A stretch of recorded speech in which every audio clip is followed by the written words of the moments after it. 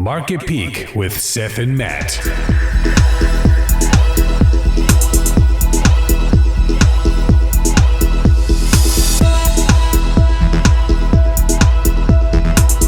Welcome everybody. This is Seth and Matt with Market Peak, P-E-E-K. Today is Tuesday, March 23rd, and we got a lot to cover. Before we do, please go ahead and subscribe over there, like button somewhere down here. We are a newer show. We've actually been getting a decent amount of subscriptions every week, which I'm quite surprised about. So we really appreciate everybody who's been hitting us up like that. We're going to be talking about GameStop earnings that came out. A lot of negative, a lot of positive. The effect on the share price has definitely been, impactful. We're going to be talking about Moon. That's going to be our stock feature. It's going to be ETH, MOON, which is really kind of interesting. And then Watt. Watt finally, did a little bit of work for me, that's for sure. And Bitcoin had a really big purchase, really big secret purchase. So we'll see what goes on with that. Matt's going to have his three charts. And as always, we're going to make our own predictions. And of course, before we jump in, we are not official advisors. Do your own research, your D squared, consult your professionals, all that. So how's it going, Matt? All good out there? Good, man. Yeah. So much to talk about. Yeah, there's a lot. There's a lot that's happened the past couple of days, that's for sure. Please leave comments with your thoughts. Share with your friends. It's really helpful. And the people that have been sharing, we really do appreciate it. All right, so Watt. So let me actually jump into the portfolio here. So this is actually what happened for the week. And you can see yesterday, I had a really big jump. I had all these Watt calls. I had a $4.50 call, I had a $5.50 call. Watt had a big jump yesterday. It actually halted trading. You can see it right here. Actually, let me get out the candles here. So it had a really big 20% jump. It was pretty big. Yeah, it was pretty big. And it's funny too, because when we talk about, we do a lot of options coverage here, some tips and stuff we've learned. I'm newer into options, so I definitely have learned some stuff the hard way. But one of the things that Matt always, makes sure he remembers to mention is that you really have to be watching your phone all day. The one thing you say is if you can look at your phone all day, you're good. Because if we zoom in on this little area right here where I was able to capitalize, and those of you following along, you've been hearing me say sooner or later it's going to pop. The little bitest of news, I think it was a picture of like a radio, I don't know, some executive posted a picture of like a drone with like a battery that was made with, and I don't even know if it was superimposed, just that picture. So as you can see, really big pop, goes from what was 442, finishes up at like 520. One point is at 524. And this is literally, what's that, 1255, so 1305. So literally in a matter of 15 minutes before this thing started crashing down. So when we got up here, I sold the 450 for about 120% profit. I actually sold the 550 at a break even. Just because when I bought it, the stock was higher, it was going down. I paid a little too much for it for where it is. So I was able to unload that. I immediately bought a put up here that I was able to sell this morning for like a 40% profit. So if we actually go back here, and we look at everything I've got. So I picked up a Watt call, as you can see, today, for $4. I picked up a $4.50. I picked up a $5 call. So, I expected to start going back up. It actually already has, believe it or not. Let me see here. And I remember texting you. I was like, dude, here we go. It's finally happening. So it was nice. So yeah, it's at 409. You gotta love those. What's that? Yeah, you gotta love those impulsive moves. Yeah, dude. Those 20, 30%. It's crazy. Because you can play them on the way down too. And that's exactly what I did. It doesn't always work out. It's exactly what I did. Let me see here. Messages. All right. Energous. Let me see if I can show you guys these. All right. So you can see 450 call. I bought it for 40 cents a share. And that was, I don't know when that was. I was able to sell it today at $90 or 90 cents a share, essentially, or yesterday. Okay. So, all right. Fuel cell hasn't done crap. Kind of annoyed with it. Who isn't? In fact, here, we'll go to fuel cell real fast. Fuel cell actually dropped 7%. And today it was actually 7% today. Over the past 5 days, it's dropped quite a bit. Palantir, once again, hasn't done crap. Over the past 5 days, it's gone from 25.56 to 23. Today it was down like 4%. sold all my AMC. It was dropping like a truck, off of a bridge. So I sold it at about a break even just because I saw it going down more. I sold it like around 11.24. And then shrimp, they're supposed to have their stocking, it's like Christmas time. Yay. So they're supposed to have their stocking of the shrimp up in Iowa. And at the same time, they were going to reveal the plant. And last what I've heard, and I want to give a shout out to Rob. He watches the show. He gives me a little bit of the information that I just don't have access to because we cover a lot of stuff on the show. But apparently they're going to be doing the stocking tomorrow, and they're going to be doing the reveal later on in the week, which I think is good. Like separating it into two different events instead of doing it all at once, I think is going to be better in the long run, personally. That's pretty much it, man. Boom. So all I'll say is congrats on the profit book from that Watt put and the call. I think what's happening right now is we're having like a little mini rotation out of small caps. That's just what happens. It seems like this much speculation. Sure. I mean, it's just back to life. You got to deal with it. Russell's getting hammered. I don't think so. Yeah. But there is some interesting action going on the IWM right now, which we'll talk about later. Sure. 100%. Yeah. As you guys can see today, I was all excited yesterday. Had a kick-ass day. It was up like, $2,000 or like 40% of this portfolio anyway. And now I'm down like 16% today. So definitely, but a lot of it, as you can see, a lot of it is calls. I got more in Watt. Watt actually sunk a lot more than I was expecting. All right, so let's jump into earnings for GameStop. All right, so as you guys can see, so earnings came out today for GameStop. It was mixed, mostly down. It missed. We all knew it was going to be down. The good thing is actually, if you've been listening to what's been going on recently, traffic has been going up. A lot of it because of publicity that's been going on. You have it in front of you. You guys have it in front of you here. I'm just going to go ahead and give you guys the lowdown. So analysts saw, and the estimate was the earnings were going to climb 15% to $1.46 per share. Revenues were going to be up 2.2% to $2.24 billion. But actually they were up only $1.34. So it was a miss of about 12 cents, and the revenue was $2.12 billion. Which is down a little bit. It's not terrible. The number of stores dropped 12%. So they have been closing stores. We knew that. They're trying to consolidate so they can stop burning cash. Same store sales were expected to climb 8.1%, but there was actually 6.5%. Global e-commerce sales rose 175%. And that's what's important, because they're saying if anything is going to go ahead and save this stock, it's going to be what they're doing on the transition whole, to e-commerce, 100%, an e-commerce model. 100%. Yeah. So the fact that that's up 175, what's that? How are they going to do that though?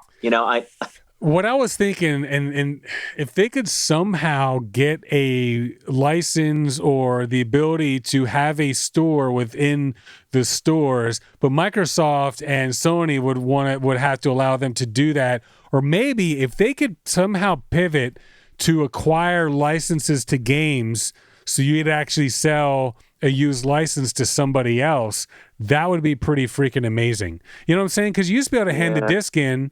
And now what you're purchasing is you're purchasing a license for the game. So if you could somehow transfer that license to GameStop, they have their own platform, and then they could sell you the license at a discount, that would be pretty freaking interesting, because there's a lot of games. Yep. And the dollop of whipped cream on top, turn that CD into an NTF. That would be NFT, cool. Excuse me. NFT, yeah, right? For sure. Right. So, I mean, at least there'll only be one NFT, I think, for each game, but that's definitely happening.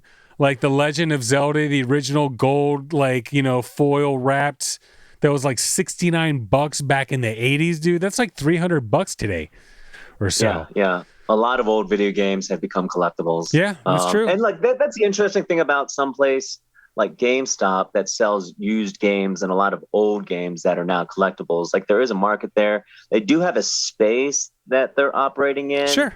That seems to be profitable for them. They're the only ones. Yeah, like transitioning to an e-commerce model can't be easy for this kind of a company. Sure. With that many brick and mortar locations, I mean, they're going to have to fundamentally rethink restructure their business. They've been talking about them sponsoring esports leagues, esports events, which I think is huge. That's an interesting idea. I think that's massive, especially like they have the capital, which is not to say League of Legends doesn't have their own freaking capital to do stuff like this or whatever, but they could position themselves that way. But the biggest problem is, just the fact that they are brick and mortar as a whole is starting to disintegrate. But still, 175% sales, and I think you get enough in this, like Spencer's. Spencer's Gifts, that'll never go away. That'll still never exist. I was in a mall the other day for the first time in months. Freaking still exists. Mall. I know, dude. I've been going to that thing since. They still sell lava lamps. Oh, do they? Do they still sell fart spray? I went all the way to the back just to make sure. I remember, dude, like 14, my dad and I went in there and he let me buy like a hot chick poster, in the back. You can flip through them and everything, dude. Dude, Spencer's, it's the thing. Spencer's, GameStop, they'll always be there. I think if they can somehow maybe pivot into collectibles, that's where you go to get some cool collectibles and stuff like that. That could work as well. That's a good point, actually, Seth. Like, GameStop is the only game left in town. I mean, there are a few individually. There was EB Games. They bought them out. Stores. Yeah, Electronics Boutique. Mm-hmm. Yeah. They were around, I think, less than a decade ago. Yep. But GameStop has completely consolidated this space. They're the only player left. And I guess people still want that, hands-on shopping experience. And there are some malls where there'd be like 2 or 3 of them. Like, that's how popular they were. 1 wasn't enough. 2 wasn't enough. Like King of Prussia up in Pennsylvania. Gross margin shrank to 21.1% from 27.2%. So, and they're saying it's a shift to lower margin consoles, stuff like that. One of the biggest problems is obviously they can't get their hands on the Xbox, the new Xboxes, the new PlayStations, because of the issue that we're having with the microchip shortage. So they just, that's a big, big loss for them because they would, if you wanted to buy one, you'd either go to eBay or you'd be calling GameStop like every minute that they get their deliveries to see if it comes in. You go and you buy a couple of games with the console. Yeah, 100%. They rope you into another controller their subscription. Yeah. Yeah. Dude, I've been a Game Informer subscriber. It's my favorite video game magazine. One of the best, most well curated, most balanced as far as reviews out there. It always breaks my heart because I'm an Xbox guy when I see a PlayStation only game that I really want to play. So debt reduced $57 million. The company actually has $635 million in cash. That's up from $513 million last year. So we'll see. They also named a new COO, Jenna Owens. She previously worked as a director of distribution and fulfillment with Amazon, and also at Alphabet's Google and Honeywell. GameStop announced that Frank Hamlin, its chief customer officer, will step down. We knew that. Jim Bell, GameStop's chief financial officer, was announced he was leaving. And let's see here. That's pretty much it. Activist investor Chewy co-founder Ryan Cohen pushed for GameStop to revamp its business model. That's why a lot of these changes are being made. AMC, we mentioned, is down 15% today, just getting its butt whooped. So that's pretty much what's up with GameStop. The share price dropped quite a bit today. I got in not that long ago, $180. As you can see, I sold my AMC. I bought my GME. It's actually down to $154 a share right now. So it took quite a beating today. Let's see, what's the 1 day on this? So 6.55. But I think after hours it dropped a lot more than that. That's for sure. Yeah, it was a beating, but we'll see what happens. Here's the thing. It dropped another 15% after hours. So go ahead. So, I'm just going to say really quickly, it could just be trading up and down with that space. Sure. In general. There were some interesting things happening today in terms of the volatility on a lot of these options. And let's face it, a lot of people were anticipating this earnings release, and a lot of people were kind of bullish. But what a lot of people don't do is they don't hedge, their calls. Sure. So you bought a put on Watt after that 20% spike the other day. That's what you should be doing. You should be hedging. You should be cautiously approaching trades that tend to be volatile, especially around earnings. Sure. And I think a lot of people just, maybe have made so much money on GME they didn't even care. They were just completely long and said, let's just see. Well, and I think that contributed to the immensity of the drop we saw. So I think another thing that happened too was just the fact that people were thinking, okay, here comes earnings. It's going to be awesome. And there's going to be a big jump. And when it didn't happen, people are like, okay, it's going to drop. I'm going to get out. Here we go. So it's sitting at 150. It's actually sitting like right in between support lines. So support line was kind of like in the 175 area, which is actually where it closed. The next support line seems to be like around the 115 area. And then it kind of drops down to like 87. There's one, I guess you could say, like around 136 or so. So there's a possibility it could drop down to that. If it goes down there, we're going to be looking to the ones, the hundreds. But otherwise, if it can, rip again, I think a lot of people are going to see that it's on sale.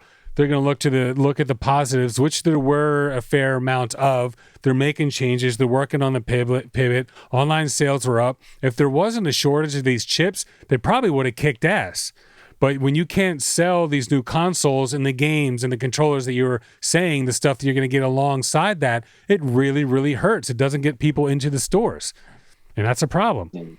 So, all right. Well, I guess we can go ahead and move into our stock feature. Once again, if you're still watching, you appreciate everything, go ahead, please spank the like button. I haven't said spank the like button so long. I know you've missed it. So, and please subscribe if you haven't already. So let's go ahead and jump into Moon and see what we got going on here.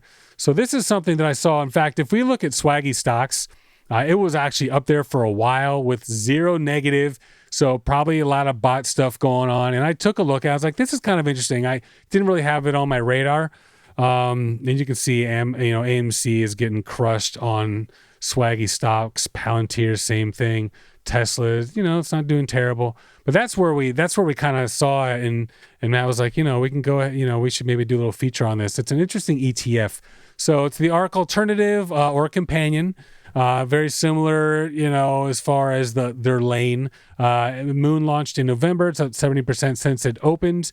And it's $220 million in assets. So please, Matt, take it away. Yeah, so this is an ETF offered by Direxon. They're a pretty large company. They have a pretty large book of very popular ETFs.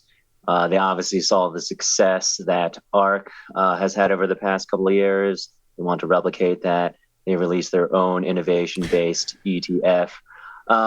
So the rundown is that they're choosing 50 companies that they believe are the most innovative, regardless of any particular space they may be operating in. They can really shake up the industry.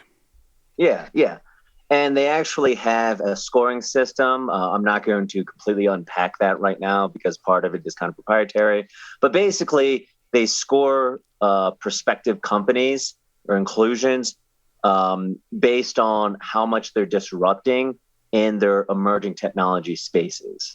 How do they quantify disrupting? Is that the proprietary part? So that's the thing that isn't. How much market space are they taking? Maybe right now.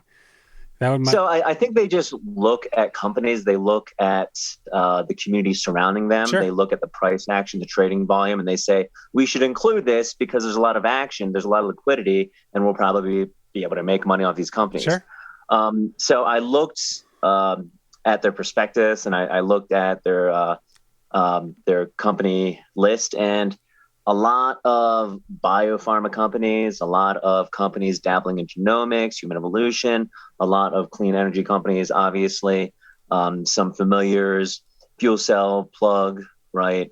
For people who are a big fan of Virgin Galactic Space is a holding. Sure. Right now. And I think as far as price is concerned, I do think, based off the peak we made in February of around $50, that we are consolidating right now and finding support.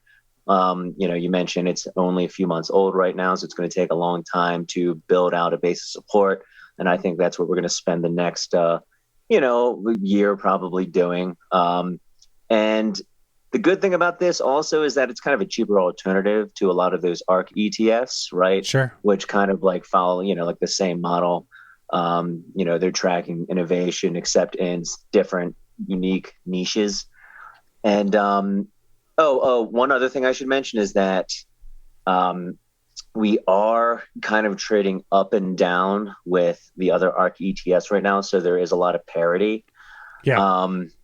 True. This one just so happens to be a little more volatile right now because, again, it's so young. We haven't really built out that base of liquidity. By that base, what I mean is not enough people have flooded into this ETF to kind of stabilize that price. Sure. Right?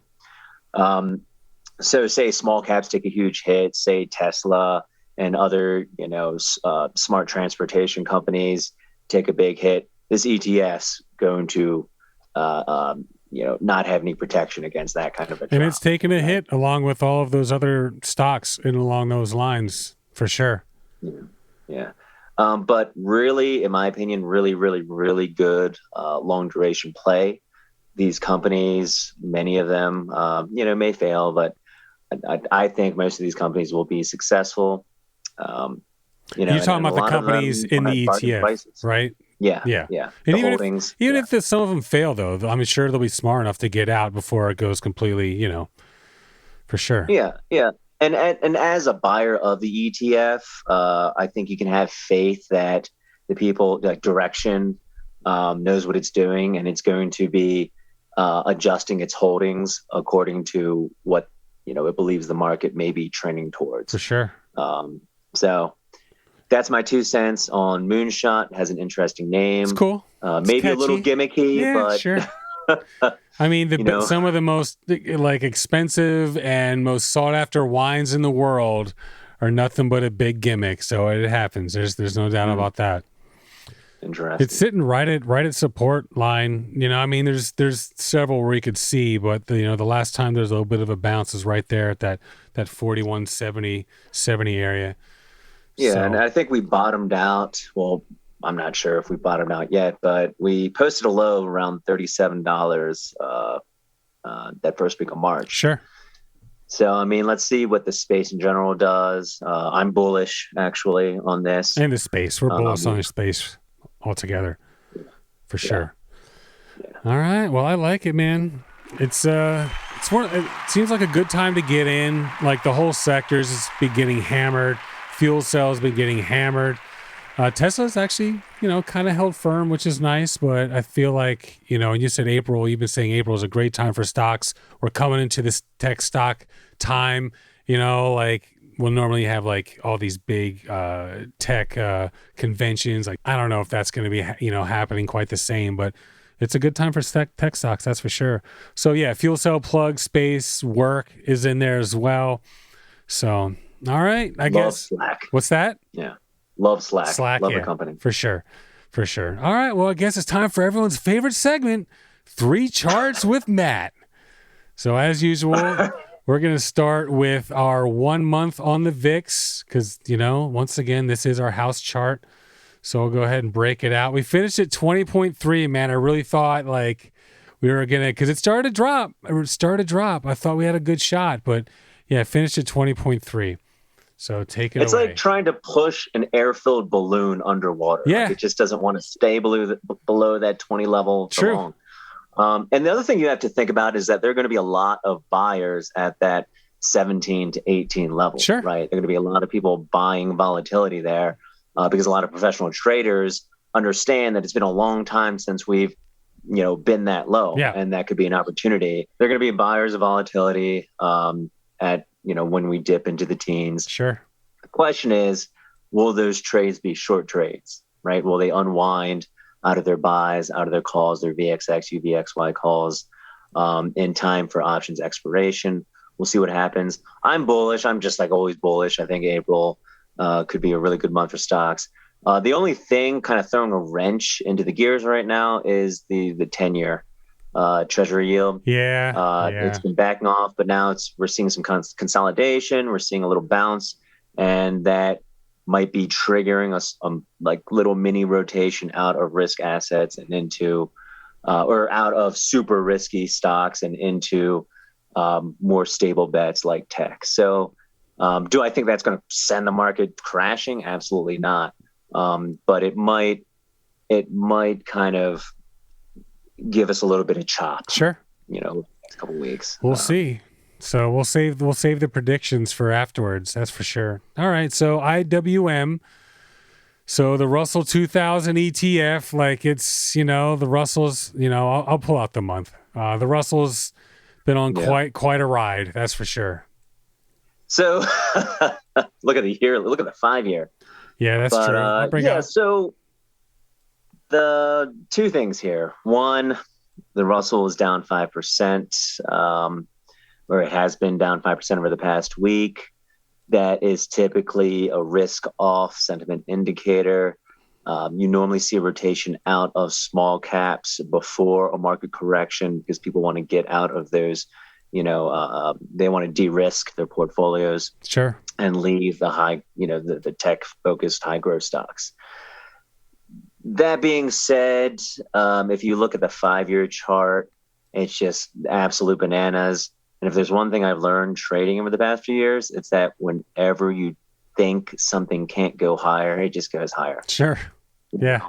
It just goes higher. And look, a lot of big small cap earnings, GME, we just talked about, they were letdowns for some people. But if you look at what happens with like these, highly speculated stocks around earnings, it's nothing too far outside of trend. Sure. Right. We got a little correction. I think small caps head higher, maybe not this week, maybe not next week, but over the next 6 months, absolutely. And, we're still reopening. The economy is still reopening. Small caps are small domestic companies. When the economy reopens, they are going to benefit the most. True. Some people say the market's already priced that in, but the market certainly didn't price in, a 500% upside on GME, a 200% upside in AMC. So true. Buy the dip, right? Don't get scared, but hedge your positions. Yeah. I mean, we've been going up and up and up, obviously not with the Russell as much, but I guess so. Yeah, we can go back out to the 1 year on this. Like the stock market as a whole has just been moving up and up and up and up. So it's only a matter of time before, things start to go back down again. We'll see what happens. But yeah, if you look at it's just insane. Yeah, it looks like the IWM is trying to form kind of like a rounded top. Things are looking toppy right now. But the other thing is like we haven't been selling off on tremendous volume. So that kind of makes me think that this, like you said, might just be people kind of pulling out of their earnings positions, right? And I mean, look, if your position on GME goes down 20%, you might just psychologically be more inclined to pull out your other positions amongst your small cap portfolio, sure. But the buyers will be back. I can say you probably shouldn't let GME dictate anything with regards to your other stocks. That's for sure. Maybe AMC, but even AMC and GME, they kind of mirror each other to a degree, but they have their fair share of divergence. That's for sure. All right, so last one, Bitcoin. So there's been a lot going on with Bitcoin. Let me get the month out for this one. It's been, had some highs, had some lows. Ethereum's kind of has interesting plays along lines with that. And there was this big news story that came out about an $800 million purchase. So please, Matt, take it away. Yeah, so thank you for sending me that link. Sure. That to me says that institutional investors are jumping into this space. Now, I wouldn't go and immediately buy a bunch of BTC right now. No. Because to me, what this $800 million purchase basically means is that there's recognition that that asset is going to go higher, and now is a good time to get in. Doesn't necessarily mean that we're going to go higher tomorrow. Sure. So people are just scaling in. They understand that there's limited supply, right? And that's just going to be a driver in the long run for price. So, I mean, what I'm interested in is Ethereum. And I know we've been talking back and forth about that. Ethereum, I think, is sitting just below 1,700 right now. it has not corrected as severely as Bitcoin has. So that I think tells me that people are still accumulating, that Ethereum's looking a little stronger right now. I'm with you. I mean, we've been talking about it, and like I said, I've been slowly trying to move some funds into Ethereum, slowly but surely. So, and you were saying that you expect Ethereum to kind of start catching up to Bitcoin, which obviously would indicate a much higher probability. Much higher prices. I mean, if everyone's right, if the Tom Lees of the world are right, Bitcoin goes to 150K. And I mean, why not? It went to 60. Sure. Where do you think Ethereum's going? 150K. Sure. Yeah. 20K, more. Yep. So that's what's up. All right. One more note on Bitcoin really quickly. It looks like we are actually attempting to build out support at that 52 to 54,000 price level. And if we can hang around there for a month, the case for 150K gets a lot stronger. Sure.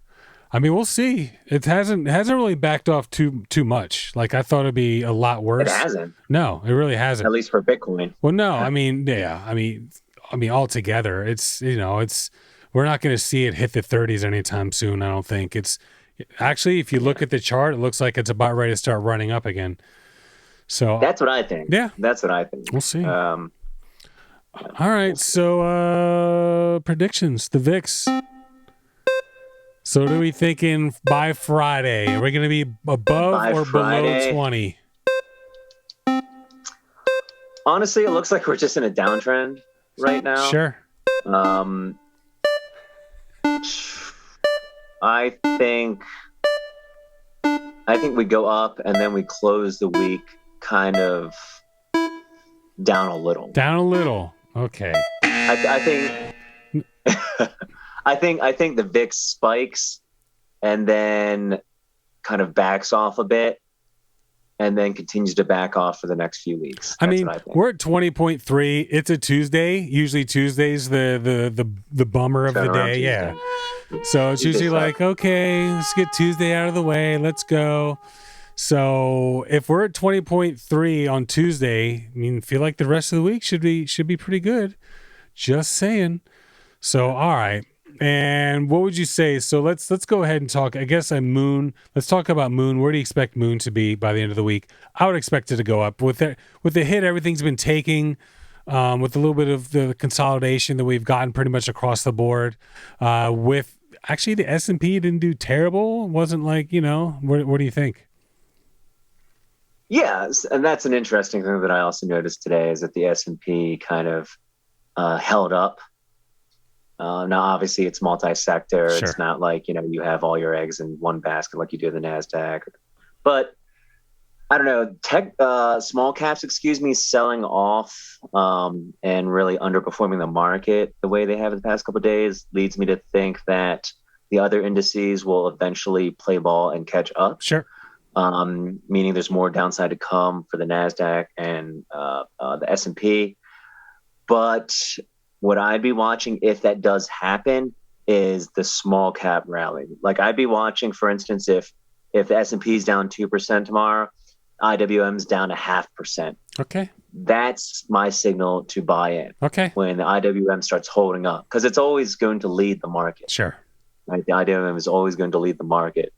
So I think at these levels, it's worth starting to scale. It's worth scaling in. Right. I think you can start scaling into Moon right now. Yep. Obviously, do your own research, look at the companies, make sure you really, believe in them. But I don't think you can go wrong with this ETF, to be honest. No. And look, it's like a budget arc. It is. You're not spending as much money. There's more upside potential. There's more potential for volatility too. Keep that in mind. For sure. But I don't think a call after a couple of days have gone by and that IV has dropped a little wouldn't be such a bad idea. Sure. I'll probably be looking into a couple of calls, a couple of 2 month out money calls on this. So what are you looking for as far as IV is concerned? Because the stuff that I've been following, when I see it around 100, I'm like, all right, that's not too bad, because usually it's higher. Like Watt, when it spiked, it was like 160, 170, and the calls I picked up, it was about 104, 105, and that wasn't that big of a spike. Watt can spike a lot bigger than that. So what would you be looking for? What I look for in particular is that how am I going to explain this? That IV drop off Sure. when you start stretching out the contract length. So obviously, IV is typically going to be a little higher when you're closer to expiration on a volatile stock like, say, Moon. So I'm going to be going a couple months out, and I'm going to be looking for a steadily decreasing IV on in the money strike prices. Okay. If I see that, that's normally a signal that I can safely enter into a position. But if it just kind of stays high, like that 230% level, going, a month, 2-3 months out, then I'm going to stay away. Sure. Yeah, 2-3. If it stays at 200-300%, that's kind of crazy. All right, then last one, GameStop. Where do you expect GameStop to be on Friday? On Friday, I'm thinking over 200. Wait, yeah, today's Tuesday. I think okay. I think over 200. Yeah. I think people are going to see a deal. I think tomorrow it's going to probably drop a little bit more, and then people are just going to jump all over that. Yeah. We'll see. Yeah, I could see that happening. A little Wednesday mini flush. Sure. And I actually scare everyone away. So the episode we did over the last weekend was about advanced trade opportunities and doing, selling puts on meme stocks. And I looked into GameStop or even a couple other ones, and the amount that you would get would be so small. I was like, for me, like the risk, obviously, but like one contract, I think it'd make like $200-$300 or something. I don't know. It was ridiculous. I was like, nah, because 2 contracts, all of a sudden, if I had to buy 200 shares at GameStop, even at $50, I got you. But it's interesting. There are definitely ones you can look for to kind of, make a little extra cash on the side. All right. Well, I guess that's pretty much it. So thank everyone for watching. Really appreciate it. Please leave comments with your thoughts. Please subscribe and like and all that cool stuff. We'll be back over the weekend with 2 fresh new shows. And please check out our other show, Because We Said So. It's freaking awesome. I'll put a link down below. We get a lot of listens once again on the audio side. The video side, we're kind of starting to get our momentum going. But it's a really, really awesome show. Please check it out. And that's pretty much it. We'll see you guys over the weekend. Boom.